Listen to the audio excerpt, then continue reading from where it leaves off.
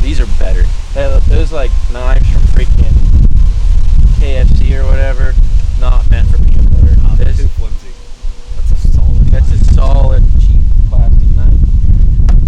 And then this, look at this.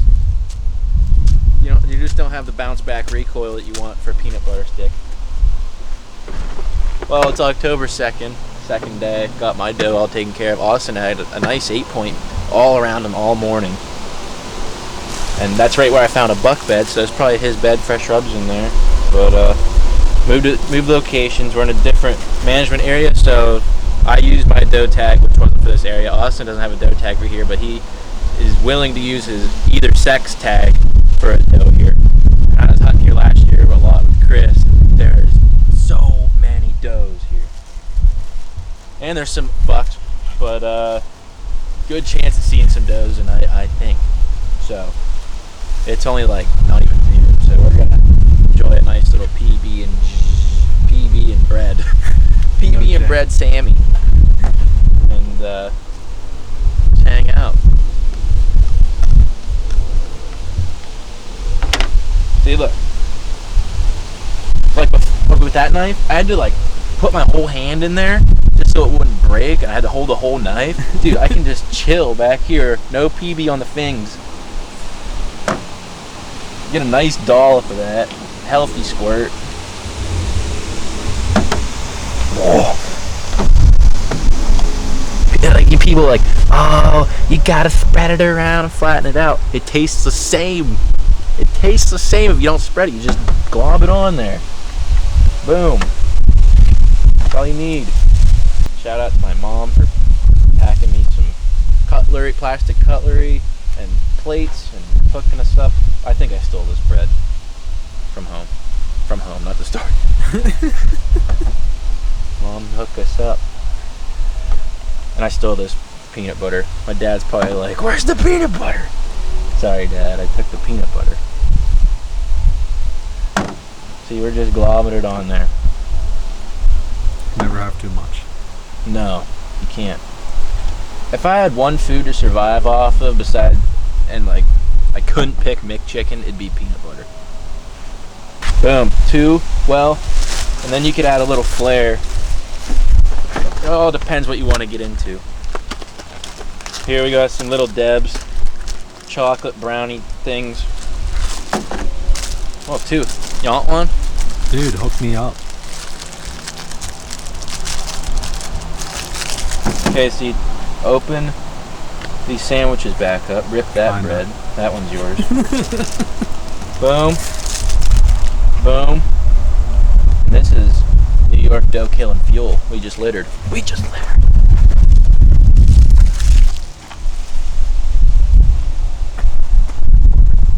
You just killed 5 turtles with that plastic. I picked it up. Here you go. Thanks, I won't give you the broke one. I was just kidding. Unless you want it. That's 10 horsepower though. That's 10 horsepower. Thanks, man. This is how we're surviving. Sleep in the back of the truck. Shoot some deer if we're lucky. And make peanut butter sandwiches. Sounds like a pretty good life to me. Buddy tailgate, that's fine just to lay your bread on. And this has been your cooking segment with Dan. Go Pen. Every subscription is a peanut butter sandwich eaten by us. Sweet. I only gotta eat 4 more of these.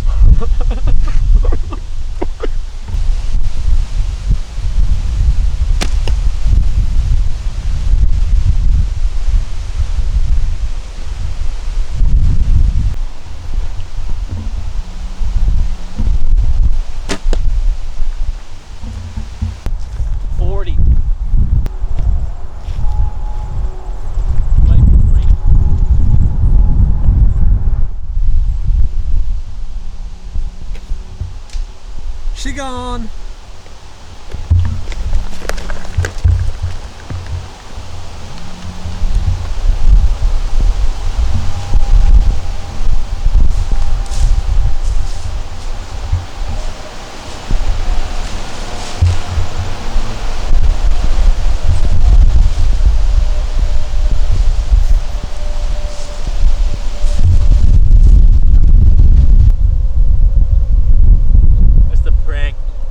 so many people in that. You just hold your arrow, and you just go like this, they freak out. Follow his friend, brother. That's downtown, 35. Not dilly dally in Austin. It's hard, man. Let's go get him.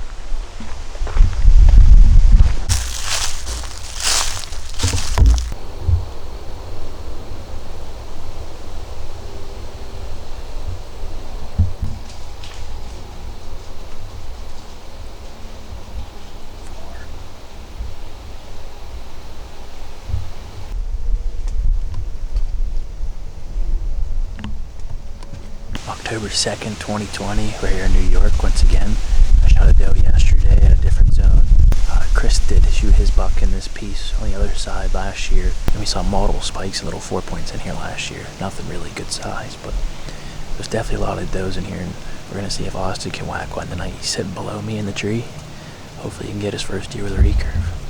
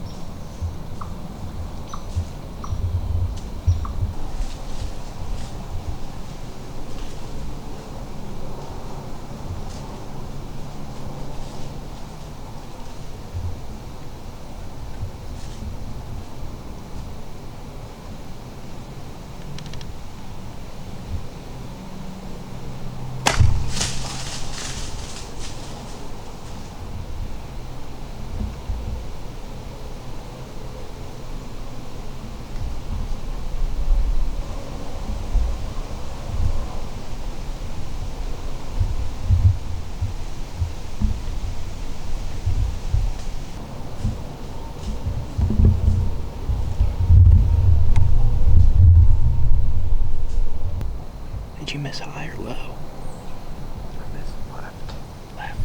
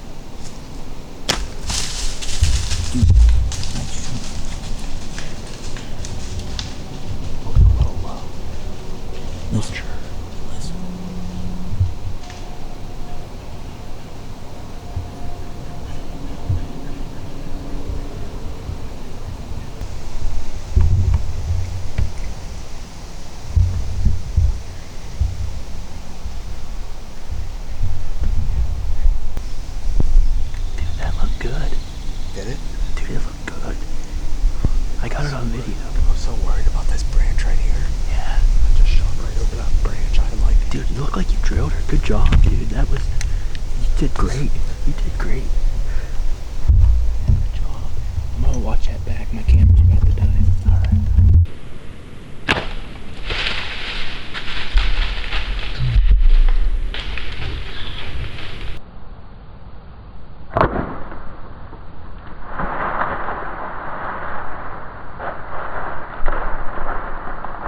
That was crazy hunt. Austin missed that doe and ended up coming back. My camera's about to die. I replayed the footage back. Looked like a good shot, just a little low. Could have caught the heart. Full pass through. We're gonna bounce down, go to the car. I'm gonna switch batteries out. And we'll come back in here. But I think that's a good shot. So we'll see what happens.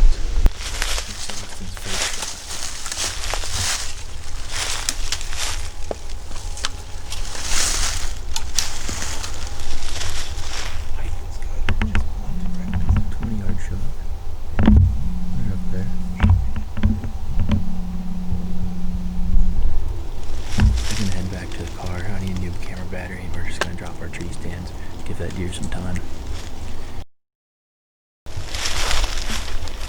She was standing right there. Yep. Huh? She was standing right there and she ran between those two trees. Went that way. Okay.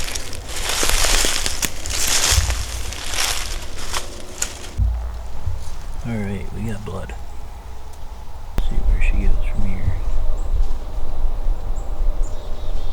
Probably 40 yards from the shot. There's some good blood actually.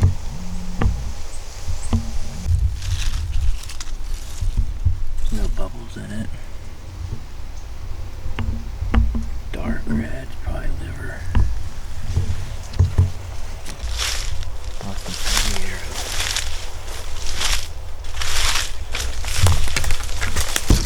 Huh? I got shot. Is it guts? More blood. Look at the feather.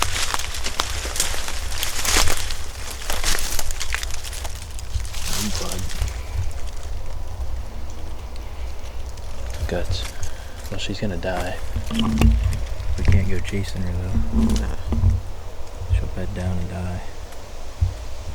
Come on. Alright, so arrow is gut. This blood tells me it's liver. It's really dark red. So that could be 4 hours until the deer dies minimum. We ran into this last year with Chris's buck. You get very little blood and the deer beds down and takes a while to expire, and the best thing to do is not push it. You just can't push it. So I got in contact with the dog tracker that tracked Chris's buck. He hasn't replied yet. Hopefully he can come out here tonight or tomorrow morning and help Austin. I'll give Austin my other camera so he can fill in the other pieces. I'm gonna hunt in the morning in PA. But if you're still looking, midday I'll bump up here. Yeah, I don't know. What are you gonna do? We just gotta back out.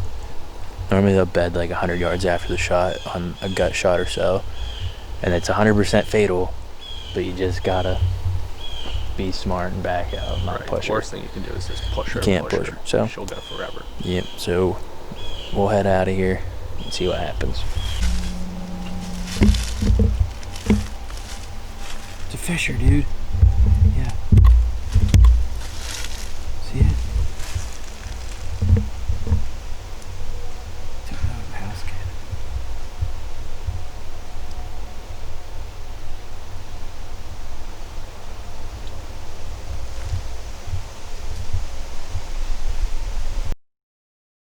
Alright guys, it's Austin here.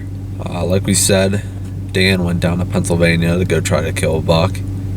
I'm still up here in New York. I'm hooking up with Phil, who helped Chris find his buck. I'm gonna hook up with him. We're gonna run up on the hill. He's gonna get his dogs where I found my arrow. And once they're on that scent, they're gonna be off, and I don't think she went too far. She's definitely dead, so I think we're gonna find her. It's just a matter of if coyotes found her first or not. So wish us luck, and I'll see you guys up on the hill.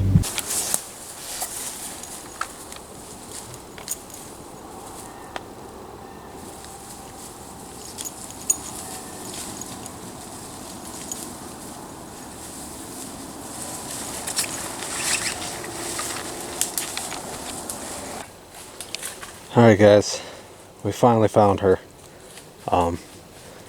Had trouble getting the dog on the scent. I think there's so many scents in here that she just couldn't pick up this scent of this deer. She maybe went, I don't know, what'd you say, about 150 yards from where the arrow was? Yeah. Something like that. 50 yards, but we went on a rodeo through some thick stuff. Yeah, we had some fun getting down to find her. But here's the shot here. Pretty far back. I did hit some gut. And the exit was really weird on her. It did punch all the way through, but kind of shot out the bottom of her there. But it's my first kill with the recurve. Super pumped to find her. Couldn't have done it without the dog, no way. With all that thick stuff in there, I'd be in there all day. Alright, here she is. We're able to get her done. First deer with the recurve. I love it. She's a beautiful doe.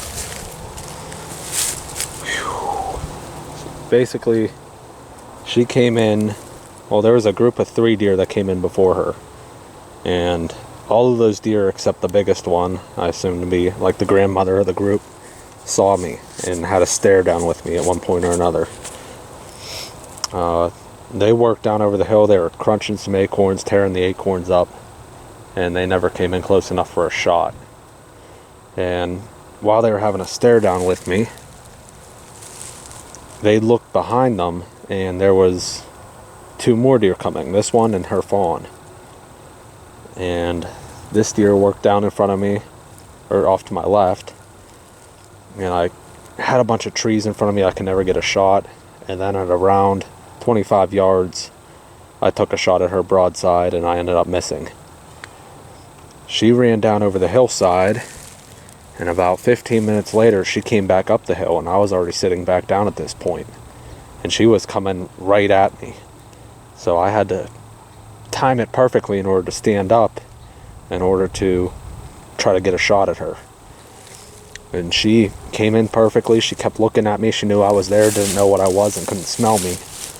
But she came in to about 15 yards, and Dan was able to get her stopped. And I was able to get a shot on her.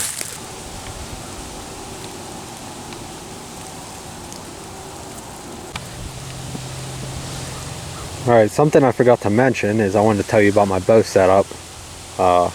This is a 50-pound PSE Kingfisher. This is a bow fishing bow, not even a hunting bow. It's super heavy. It's about 5 pounds. And I don't know, it's super loud when I shoot it. So I put some string silencers on it and some limb dampeners. I'm shooting a gold tip 400 spine with a 200 grain grizzly broadhead, 2-blade broadhead. That's my setup. It just goes to show you how lethal these bows are, that you don't need a super expensive setup in order to get it done.